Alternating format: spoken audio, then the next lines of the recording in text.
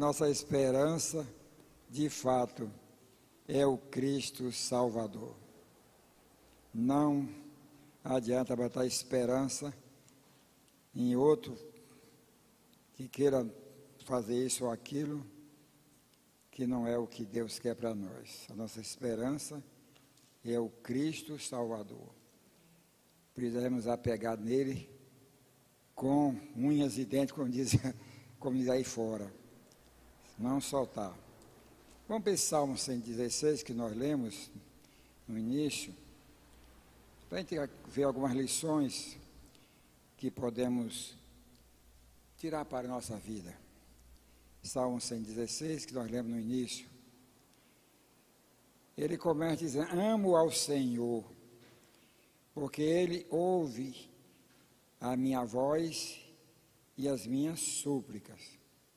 Então está aí bem claro, já o autor desse salmo, não tem aqui o seu autor, mas sabemos que ele foi feito pela inspiração do Espírito Santo, que o autor desse salmo o compilou e o fez. Por isso ele faz parte do cânon, que é a Bíblia Sagrada. Então ele declara por seu amor: amo ao Senhor. E ele explica por que ele ama ao Senhor. Porque ele ouve a minha voz e as minhas súplicas. Então, meus irmãos, isso passa para nós também algumas lições, ou uma lição. Por que devemos amar o Senhor? Qual é a razão que eu e você, todo o povo de Deus, deve amar ao Senhor? Né? Como está escrito, amar o Senhor sobre todas as coisas. E o segundo semelhante a esse é ao próximo como a si mesmo.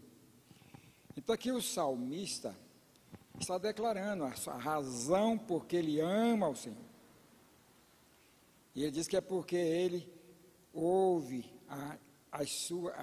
ouve as minhas súplicas, ouve a minha voz e as minhas súplicas. Meus irmãos, isso é importante, a gente ter essa certeza no coração de que nós servimos a um Deus que, apesar de nós, todas as nossas falhas, nossa imperfeição, toda a nossa ruindade, ainda assim, esse amor que Ele tem por nós, Ele nos ouve. Isaías chegou a dizer que Ele não tem os ouvidos agravados que não possa ouvir, nem tem as suas mãos encolhidas que não possa estender para socorrer. Então, a gente tem essa certeza que quando nós estamos orando, seja agradecendo, seja fazendo pedido, ou louvando, a certeza de que Deus está ouvindo. Ele ouve. Isso é uma certeza que deve botar no nosso coração, depois de fazer a nossa oração. Deus ouviu. Se estamos fazendo um pedido a Ele, a resposta dele pode vir de 3 formas. Aqui que estamos pedindo a Ele. Primeiro, Ele que analisa e vê a nossa condição, a nossa necessidade, Ele pode dizer sim, de imediato, e atender naquilo que estamos pedindo. Ele ouviu e está analisando, sabe, da nossa urgência, Ele pode dizer sim, imediatamente ter a resposta. Mas Ele pode dizer também, espere, aguarde um tempo aí, que Ele vai atender. Agora é preciso dessa persistência, persistir orando, porque Ele está ouvindo. Jesus chegou a citar a parábola de uma mulher viúva que ia constantemente fazer um pedido a um juiz iníquo, que não temia nem a Deus, uma parábola. E ela foi pedindo, e só ouvia não daquele juiz, até que eu disse: eu vou atender essa mulher. Ela tem insistido tanto comigo, que eu vou atender essa mulher. E atendeu o pedido dela. E aí Jesus disse que com muito mais urgência Deus atende a nossa necessidade. Agora Ele não pode abrir mão de estar pedindo. Por que devo pedir com insistência? Primeiro, parte do princípio, da premissa, que Ele não é nosso empregado, que ele vai aqui, Ele vai ali, Ele vai. Não, não é assim. Deus é o Todo-Poderoso, Ele é soberano, é o Altíssimo, está acima de tudo e de todo. Então, o nosso pedido cá embaixo, terceiro, primeiro com humildade, reconhecendo que Ele pode todas as coisas e que Ele está vendo a nossa necessidade, e aí Ele quer que nós peçamos, e quando a gente pede, Deus sabe que nessa atitude que nós estamos tomando de pedir, Ele reconhece, Ele vê que nós estamos reconhecendo que Ele tem a solução do nosso problema. Não são as coisas materiais, não é o nosso status, não é o dinheiro, a fama, nada. Há algumas necessidades nossas que somente Deus tem a solução. Somente Ele. E quando a gente se prostra diante dEle, ou ajoelhado, ou como você puder, tanto que o coração dele quebrantar diante de Deus, Ele vê aquilo como um reconhecimento nosso, de que de fato Ele tem a solução, que Ele pode todas as coisas. Então, nessa atitude, tem que estar em nós, de reconhecimento, aguardar, ter paciência, que Ele pode dizer, espere, eu vou lhe atender. O tempo é dele. O que nós não podemos é desistir. Viu a parábola do juiz Inico? A mulher insistiu, porque ela sabia que só aquele juiz tinha a solução para a necessidade, resolver o problema que ela estava enfrentando. Somente ele. É um problema nosso que a gente sabe que só Deus tem a solução. E devemos pedir com insistência, não abrir mão, tá, o momento é dele. Então eu falei que há casos que ele atende logo de imediato, sim. Outro, às vezes, ele diz, espere. Ele vai aguardando na nossa persistência. Tem outro fato que nós conhecemos de uma mulher que não fazia parte dos judeus, era Ciro-fenícia. Jesus chega naquela aproximação daquela região, aquela mulher aproveitou a oportunidade que Jesus estava para ir, ela sabia que Jesus estava realizando muitos milagres, muitas curas miraculosas. Por ela não pertencer à família judaica, ela venceu 3 barreiras. A primeira barreira foi da nacionalidade, que ela é uma estrangeira, não fazia parte da família do povo judeu, mas ela rompeu essa barreira, vou lá. A segunda barreira era da discriminação, que as mulheres não podiam se aproximar naquele tempo dos homens.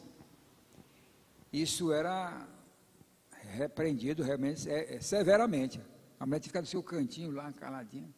Vê como a mulher era humilhada naquele tempo, antes de Cristo. E ela rompeu essa barreira da discriminação racial e dessa parte aí, que a mulher não podia se aproximar, principalmente de autoridades. E sabia, Jesus era uma autoridade. E ela continuou, pedindo, rompendo, lá vai. E Jesus, sem dar importância para aquela mulher. Mas Jesus tinha um propósito naquilo ali.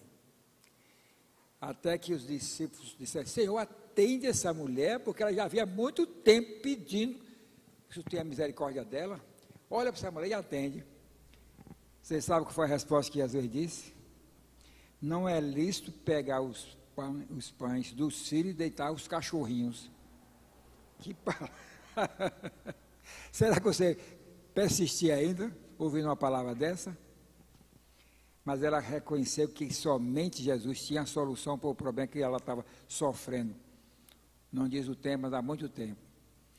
Qual foi a resposta dela? Mas, Senhor, os cachorrinhos também comem da migalha que cai da mesa do seu Senhor, seus donos. Está vendo como a gente deve fazer? Até quando passa pela nossa cabeça, não, Deus não vai atender, não. Não, insista, continue. Qual foi a reação de Jesus? Ó mulher, grande é a tua fé, vai e seja feito conforme a tua vontade. O demônio que estava lá naquela jovem, lá na filha daquela mulher, bateu logo em retirada. Quando ela chegou em casa, estava a filha curada. Valeu a pena insistir? Valeu a pena romper a barreira da discriminação racial? da discriminação social. Valeu a pena insistir ali caminhando, e azul caminhando, e ela clamando. Valeu a pena. Então, irmãos, é o que o salmista disse: eu amo ao Senhor porque Ele ouve a minha voz, né? Ouve, porque Ele ouve a minha voz e as minhas súplicas Ele ouve, certo? Então nós temos essa alegria de saber que nós adoramos, prestamos culto a um Deus que ouve, não tem os seus ouvidos agravados, aquele que tem boca, mas não fala, tem olhos, mas não vê, tem ouvidos, mas não ouve, tem pés, mas não andam, mãos, mas não apalpam. Então não é esse o nosso Deus. Nosso Deus é o vivo, Deus vivo, verdadeiro, que fez os céus e a terra, o Deus Todo-Poderoso. A outra coisa importante aqui, porque Ele inclinou para mim os seus ouvidos, invocá-lo-ei enquanto eu viver. Então ele está mostrando a razão por que ele deve amar o Senhor, porque ele ama o Senhor, não só porque ele ouviu a sua súplica, porque também, não só porque ele ouviu a sua súplica, mas porque ele inclinou para ele os seus ouvidos. Isso é muito importante, a gente ter essa certeza, que apesar de nós somos objeto do amor de Deus, somos parte do seu rebanho, seu pastoreio, das suas ovelhas, e saber que nós temos um Deus que realmente, como disse lá em Isaías, que não tem os ouvidos agravados, que se inclina para ouvir, né? Porque se inclinou para mim os seus ouvidos. E por que ele reconhece isso? O seu amor, continua dizendo, invocá-lo-ei enquanto eu viver. Isso traduz, meus irmãos, persistência, perseverança. Nós falamos aqui de início, precisamos orar para aqueles irmãos que caminhavam bem com a gente, daqui a pouco, faltou isso aqui no coração, faltou isso, esse, invocá-lo-ei enquanto eu viver. Isso traduz para mim, para você, perseverança. Devemos ser perseverantes em nossas orações, em nossas súplicas, em buscar o Senhor, em louvar o Senhor, em adorar o Senhor, reconhecendo realmente essa grandeza do Senhor. Aí ele fala também aqui mais adiante, nós não vamos falar depois esse salmo todo, porque ele é muito rico. Ele fala aqui, laços de morte me cercaram, angústia do inferno se apoderar de mim. Caí em tribulação e tristeza. Isso aí traduz também para nós que nós não estamos isentos de passar por momentos assim. Por sermos ovelha de Cristo, por estarmos no rebanho de Deus, fazer parte do seu pastoreio, não tem na Bíblia que nós estamos isentos de passar por momentos assim de sofrimento. Não estamos, não. Estamos sujeitos a enfermidades ruins, difíceis, curáveis e incuráveis. Estamos sujeitos a toda espécie de males aqui neste mundo, que pode nos levar a cair em tristeza, né? E até sentir que laços de morte cercaram, cair em angústia do inferno, se apoderaram de mim, cair em tribulação e tristeza. Mas, vem aí mais versículo 4. Como ele persistiu as orações, então invoquei o nome do Senhor, ó Senhor, livra a minha alma. Esse texto, meus irmãos, traduz também para nós, também confiança, que apesar de vir momentos assim ruins na nossa vida, que não estamos isentos de passar por esses momentos de tribulação, de angústia, de tristeza, até laços de morte, entendeu? A gente então deve ter a confiança, que está no versículo 4. Então invoquei o nome do Senhor, ó Senhor, livra a minha alma. Então, é essa a solução, é esse o caminho, é essa a orientação que tem para nós. Livra a minha alma, livra a minha vida, livra desse momento ruim que eu estou passando, de tribulação, de angústia, de tristeza, de laço de morte me cercando e tal. Né? Aí o versículo 5 diz, compassivo e justo é o Senhor. O nosso Deus é o quê? Misericordioso. Então, é como aquela que Davi resolveu fazer um censo do povo de Deus, sem a autorização de Deus. Aí Deus, você errou. Eu não autorizei você contar o meu povo. Não lhe dei essa autoridade. Agora você vai ser castigado. Escolha o castigo que você quer. Deus foi tão amoroso com Davi que mandou ele escolher. Você quer cair na mão dos seus inimigos? E ele tinha muitos. Ou quer cair nas minhas mãos? Aí, Davi, eu quero cair nas mãos do Senhor. Porque o Senhor é misericordioso. Escolheu bem.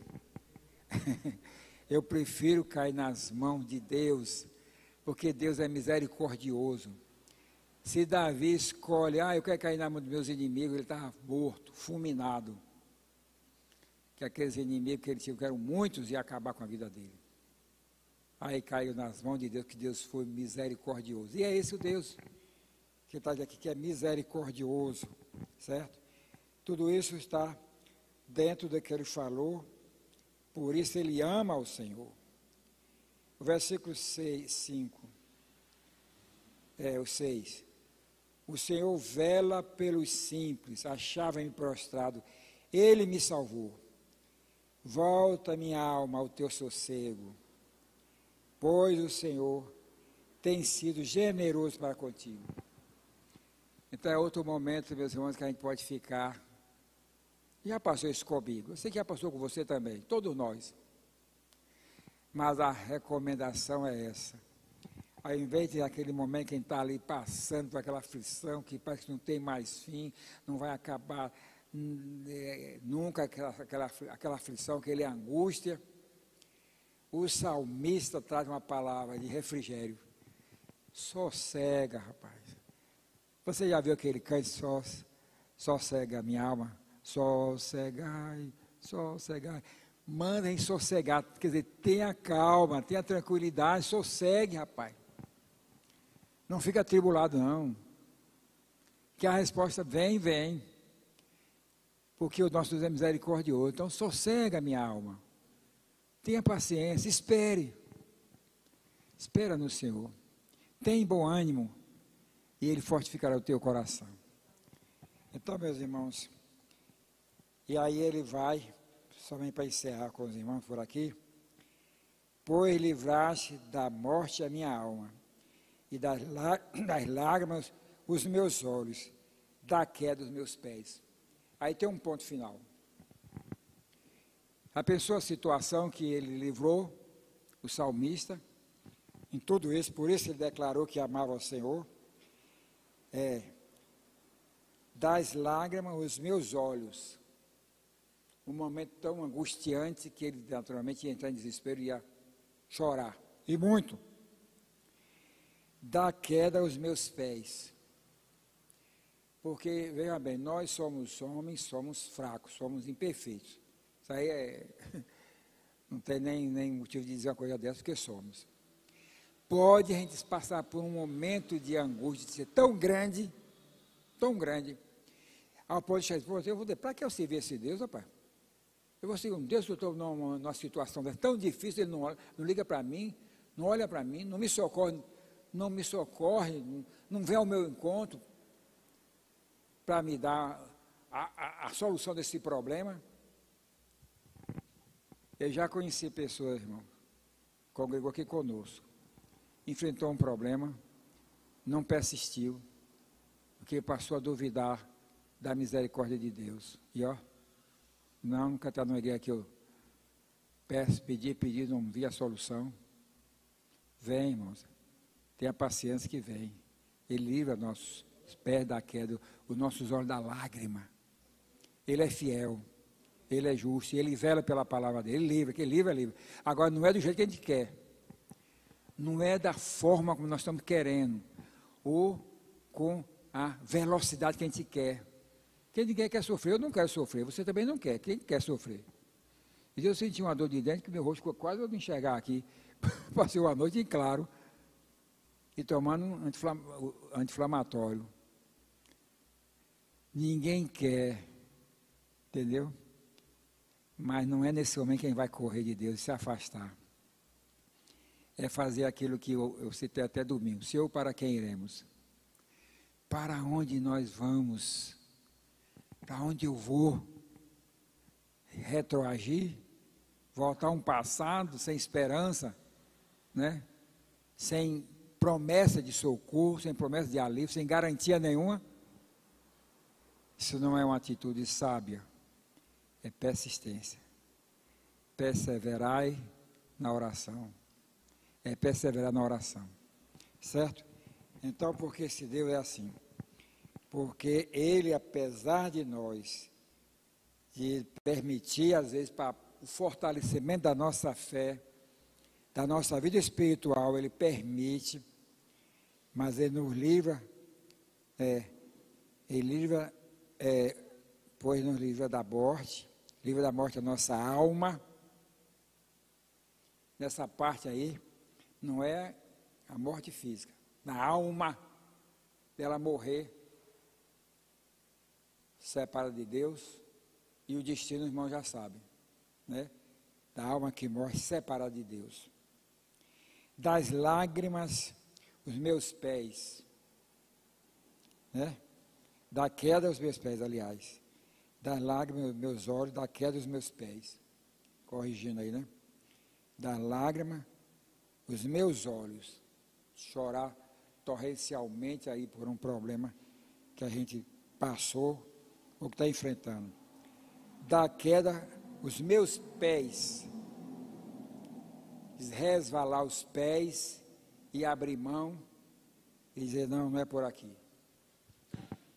O cuidado que devemos ter, meus irmãos, que às vezes tem por aí pregadores que estão prometendo que isso não acontece com o crente. Desde sofrer, quando vem para cá, você não vai ter mais sofrimento nenhum, não vai ter problema, venha para cá, venha por aqui. Aí começa a pregar sobre aquele lado amoroso de Deus. Verdade, é verdade, mas esquece que o nosso Deus é amor, mas é justiça. E quando Ele permite qualquer sofrimento na nossa vida, Ele está nos tratando. Qual é o pai que ama o filho, tem um verdadeiro amor, carinho por ele, que de vez em quando ele erra, não dá uma sova nele? E demais, se você está sem disciplina, é porque você não está sendo aquele filho realmente caminhando com o seu pai que tem um verdadeiro amor por você. Então, quando o pai disciplina o filho, não disciplina porque ele está rejeitando o filho, não. É porque ele ama esse filho. Porque ele tem amor, ele permite para o filho chegar mais perto dele, estar mais perto dele, caminhar com ele, perseverar com ele. Então, meus irmãos, esse é o Deus. Por isso, o salmista aqui, com muita razão, eu amo ao Senhor. Eu amo. Esse amor aqui é o amor ágape, amor perseverante. Amor que é o amor sacrificial, fazendo até sacrifício, não é igual ao de Cristo, que tem esse amor ágape, amor sacrificial, mas o nosso amor é um seu amor perseverante, persistente, não abre mão de Deus. Haja o que houver, aconteça o que acontecer, temos que estar apegados a Deus, apegados ao Senhor, porque Ele vai nos livrar, ou hoje, ou amanhã, ou depois. O dia é dele, o momento é dele, mas que vai, vai. Que vai, vai. Só para encerrar, o Senhor Jesus estava com seus apóstolos fazendo o trabalho lá com a multidão. Aí ele mandou os apóstolos irem à frente, passar para o outro lado vão na frente. E ele ficou atendendo o pessoal. E os apóstolos pegaram um barco e estavam remando. Pá, pá. Lá no meio do mar veio uma grande tempestade. E o barco subia, descia, lá vai. Não era aquela que Jesus estava na proa, não. Jesus ficou lá do outro lado, atendendo a multidão. E ele lá remando, ali lá vai, que naquele tempo os barcos eram remo, não era motorizado. Toda na base do braço, lá vai. Remando, e nada. E eles remavam para frente e o vento empurrava para trás, lá para frente e para trás. Parece que não saía do lugar. Eles botando toda a força para frente e o vento jogando para trás. Lá vai. E ele sozinho, em alto mar, nessa luta. Na 4ª vigília da noite, 6 horas da manhã, eles viram aquela neblina e vem alguém andando por cima das águas. Tá? Eles pensaram que era um fantasma. Imagina, agora foi que deu. A gente aqui nessa luta, remando aqui, rapaz, um fantasma ali. É quando Jesus, não tem mais, sou eu. Pedro, afoito. Se és tu, Senhor, então manda que eu vá ter contigo. Vem, Pedro. Pedro desce do barco e vai caminhando ao encontro de Jesus. Mas tirou os olhos de Jesus, botou os olhos nas ondas encapeladas, forte, o vento rígido, forte, botou lá e afundando. Jesus se levantou. Levanta, porque tu tiveste medo. E ambos entraram no barco e acabou a tempestade. Irmãos, mas é esse o Jesus que nos chama para servi-lo em espírito e verdade. Que não nos isenta de o nosso barco, dados os momentos, parece que vai se afundar. Tempestade assim. Mas uma coisa eu e você deve ter no coração, que Ele não nos deixa sozinho lá na tempestade. Ele vem andando por cima da tempestade, mas vem ao nosso encontro. Tá certo? Que fique no nosso coração isso. Por isso, salmista, eu amo ao Senhor. Eu amo ao Senhor, porque Ele ouve a minha voz e atende as minhas súplicas. Que Ele nos abençoe. Amém? Senhor Jesus, nosso Deus e Pai, obrigado, Deus, que a Tua palavra é essa riqueza inigualável, Deus, que tem recados para a nossa caminhada com o Senhor. Nós nos alegramos, Pai, quando meditamos na Tua palavra e vemos que ela é essa bússola que nos orienta, nos mostra a direção, nos mostra o meio pelo qual nós podemos caminhar neste vale de lágrimas, nesse mar que estamos vivendo turbulento, com as ondas encapeladas, que parece que o nosso barco vai se afundar. Mas seguro na Tua mão, Pai, na certeza de que o Senhor está conosco, não nos deixe sozinhos. Nós rogamos que o Senhor continue nos fortificando na fé, não deixe olharmos para a tempestade, para os ventos rígidos, fortes, mas ajuda a olhar para aquele que vem sobre a tempestade, vem sobre, rompendo os ventos fortes, rígidos, mas vem para nos socorrer, vem para nos atender. Assim nos abençoe, Deus, nos conceda a continuação de uma semana em paz. Vem aí os festejos, meu Pai, mas eles não têm nada a ver com a nossa vida, porque somos do Senhor. A nossa fé está num Deus Todo-Poderoso. Se o Senhor fizer, o Senhor é Deus. Se o Senhor não fizer, o Senhor continua sendo Deus. Por isso nos alegramos no Senhor, que é esse Deus eterno, Todo-Poderoso. Assim nos abençoe os que estão ausentes, guarda-os e protege do mal. Aqueles que estão em viagem, como o Robson, meu filho, que foi a Salvador, deve estar chegando, ou se estiver na estrada, continua guardando a vida dele com a sua família. Também o meu sobrinho Saulo, que saiu também em viagem, pegando essa noite na estrada. O Senhor o guarde também e ajude a chegar no seu destino em paz, acobertado por essa graça maravilhosa. E todos quantos que haverão de retornar dos seus retiros, que cheguem em paz nas suas casas. Nós te pedimos, nós te rogamos, agradecendo, porque o Senhor tem feito, em nome de Jesus. Amém. Que o Senhor nos veja, que o Senhor nos guarde, quando estivermos separados um dos outros. Amém e amém.